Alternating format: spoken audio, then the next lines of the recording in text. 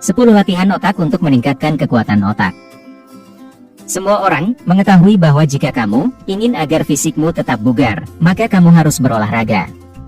Pada dasarnya, kalau kamu ingin agar kekuatan, stamina, dan fleksibilitasmu meningkat, maka kamu harus melatih tubuhmu secara rutin.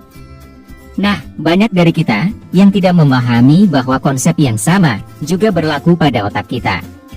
Perlu diketahui kalau kemampuan kognitif kita, misalnya seperti pemecahan masalah, daya ingat, fokus, dan rentang perhatian, berubah menjadi lebih baik atau lebih buruk seiring berjalannya waktu. Tetapi, kabar baiknya adalah, ada beberapa latihan otak yang bisa membantumu untuk meningkatkan kinerjamu dan mencegah penurunan fungsi otak seiring usiamu bertambah. Jika kamu ingin meningkatkan kekuatan otakmu, berikut adalah beberapa hal sederhana yang dapat kamu lakukan. Nomor 1, ubah rutinitas sehari-harimu. Ya, rutinitas dapat membantumu untuk menjalani kehidupan sehari-harimu dengan lebih terstruktur. Tetapi, penelitian menunjukkan kalau keterlibatan otak menjadi menurun ketika kamu melakukan kegiatan-kegiatanmu secara otomatis, misalnya seperti rutinitas. Namun, sebaliknya, keterlibatan dan aktivitas otak di beberapa area korteks menjadi meningkat di saat kamu melakukan hal-hal baru yang belum pernah kamu lakukan sebelumnya. Ini berarti, mengubah rutinitasmu merupakan cara yang mudah untuk meningkatkan kekuatan otakmu. Mulai esok hari, cobalah untuk bangun lebih awal, dan gunakan waktu tambahan yang kamu miliki untuk melakukan sesuatu yang berbeda di pagi hari, misalnya seperti meditasi atau latihan fisik. Selain itu, metode lain untuk menambah perubahan pada rutinitasmu adalah dengan mengganti susunan kegiatanmu. Misalnya, kalau kamu berolahraga, menonton TV, membersihkan rumah, atau menjalankan tugas-tugasmu yang lain pada waktu tertentu, maka kamu dapat mengubah urutannya untuk memberikan pola berpikir yang baru pada otakmu. Nomor 2, cari rute baru menuju tujuanmu. Rute yang biasanya kamu ambil ke tempat kerja, sekolah, atau rumahmu mungkin sudah tertanam dengan dalam di ingatanmu. Setelah kamu melewati jalur yang sama berulang kali, kamu pasti menghafalinya, dan sekarang, itu pasti sudah menjadi hal yang mudah bagi dirimu. Namun, sayangnya kemudahan tersebut tidak membuat neuron otakmu menjadi banyak terlibat. Daripada mengambil rute yang sama setiap hari, cobalah untuk melewati jalan lain yang tidak pernah kamu lalui sebelumnya. Nomor 3, gunakan tangan non-dominanmu. Tangan apa yang biasanya kamu gunakan di saat kamu melakukan aktivitas-aktivitas seperti menulis, bermain handphone, memegang sendok, atau mengambil gelas? Mungkin, kamu memakai tangan yang sama untuk melakukan semua hal tersebut, terkecuali kamu memiliki kemampuan ambidexteritas. Setelah mengulangi hal-hal tersebut berkali-kali, otakmu menjadi terbiasa, dan kamu tidak lagi perlu memikirkannya.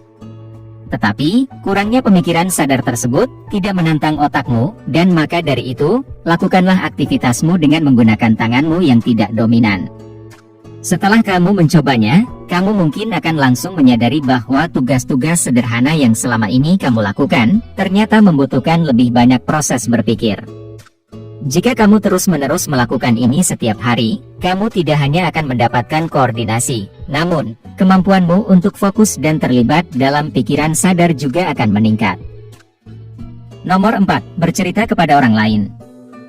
Setiap pagi, sebelum kamu bertemu dengan teman atau rekan kerjamu, pikirkanlah tentang kenangan-kenangan yang pernah kamu alami, lalu bersiaplah untuk menceritakannya kepada mereka. Kalau kamu merasa butuh, kamu bisa berlatih terlebih dahulu untuk melancarkan perkataanmu. Tetapi, hal yang terpenting adalah, kamu harus membuat cerita tersebut menarik, dan usahakan untuk membuatnya semakin menarik, selama kamu menceritakannya. Melakukan ini akan membantumu untuk meningkatkan daya ingatmu, mengasah kemampuan komunikasimu, serta membuat kehidupan sosialmu menjadi lebih baik. Nomor 5, hafalkan daftar yang kamu buat. Membuat daftar sangatlah berguna, terutama bagi mereka yang cenderung pelupa. Namun, ketika kamu terbiasa memakainya, daya ingatmu tidak dapat berkembang menjadi lebih baik.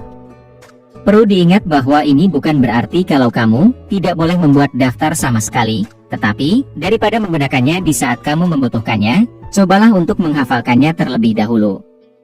Lalu, ketika waktunya tiba, kamu bisa mengetes apakah kamu mampu mengingat isi daftarmu tanpa melihatnya sama sekali.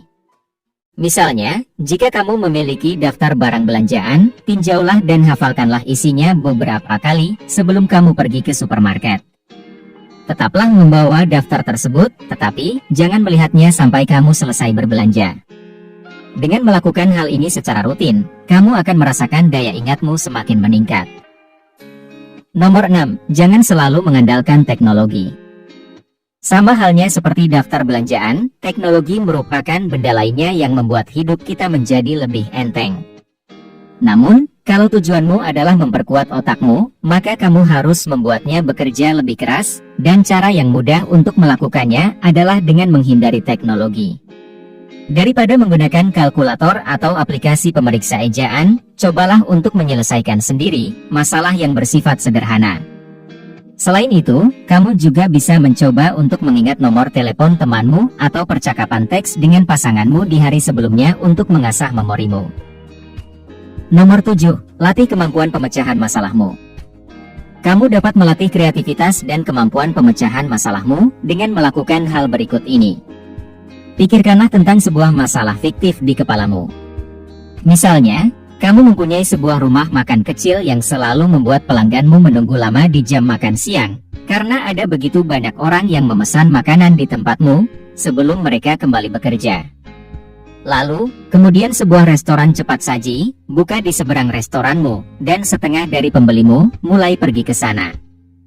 Nah, di titik ini, kamu bisa mulai berpikir tentang hal-hal apa saja yang harus kamu lakukan untuk mengatasi masalah tersebut agar pelangganmu bisa mendapatkan makanan mereka dengan cepat dan tidak beralih ke kompetitormu. Usahamu dan kreativitasmu untuk memecahkan masalah tersebut akan membentuk koneksi baru di otakmu, serta meningkatkan fungsionalitasnya. Nomor 8. Membaca dengan keras. Membaca adalah aktivitas yang sangat baik bagi siapa saja yang ingin agar pikiran mereka tetap tajam, tetapi, tahukah kamu bahwa mendengarkan cerita dan membaca cerita melibatkan sirkuit otak yang tidak sama? Studi menunjukkan kalau 3 bagian otak yang berbeda menjadi terlibat ketika seseorang membaca dalam hati, membaca dengan suara keras, atau mendengarkan suatu bacaan. Perlu diketahui bahwa membaca dengan nyaring, mendengarkan audiobook, atau mendengarkan seorang teman membacakan sesuatu dapat melibatkan imajinasimu dengan cara yang baru, dan itu memberikan stimulasi yang sangat dibutuhkan oleh otakmu. Jika kamu ingin agar otakmu aktif terlibat dan memperkuat hubunganmu dengan orang lain, kamu dapat meminta teman atau pasanganmu untuk saling bergiliran membacakan sesuatu satu sama lain. Tetapi, kalau kamu sedang ingin sendirian, kamu cukup bisa mendengarkan audiobook saja. Nomor 9. Menulis di kertas. Di era yang serba digital ini, kita cenderung lebih sering mengetik daripada menulis. Memang, membuat draft email di atas kertas bukanlah ide yang bagus untuk dilakukan, tetapi, menulis di atas kertas sebenarnya bisa membantumu untuk menyimpan informasi ke dalam ingatanmu dengan lebih baik dan lebih cepat dibandingkan dengan mengetik. Melakukan ini ketika kamu sedang mencoba untuk menambah pengetahuan baru, bisa sangat efektif dan bermanfaat. Sistem penyaringan otakmu, yaitu Reticular Activating System, menangkap informasi-informasi yang relevan dan secara aktif membantumu untuk fokus. Menulis dengan pulpen atau pensil, memicu sistem penyaringan ini dan membuatmu lebih berkonsentrasi. Nomor 10. Lihatlah sesuatu dari perspektif yang baru. Otak kita terprogram untuk memberitahu kita tentang apa yang benar dan apa yang salah. Ketika kamu melihat sesuatu dengan cara yang benar, otak kirimu mengenalinya dan menganggapnya sudah sempurna. Di saat kamu melihat suatu objek dengan orientasi yang salah, misalnya seperti terbalik atau tidak dalam susunan yang tepat, otak kananmu bekerja untuk memproses dan menguraikan informasi visual tersebut, seperti sebuah puzzle. Untuk mengaktifkan otakmu, putar balikan benda-benda yang sudah kamu kenali, misalnya seperti gambar atau jam, lalu kemudian lihatlah barang tersebut.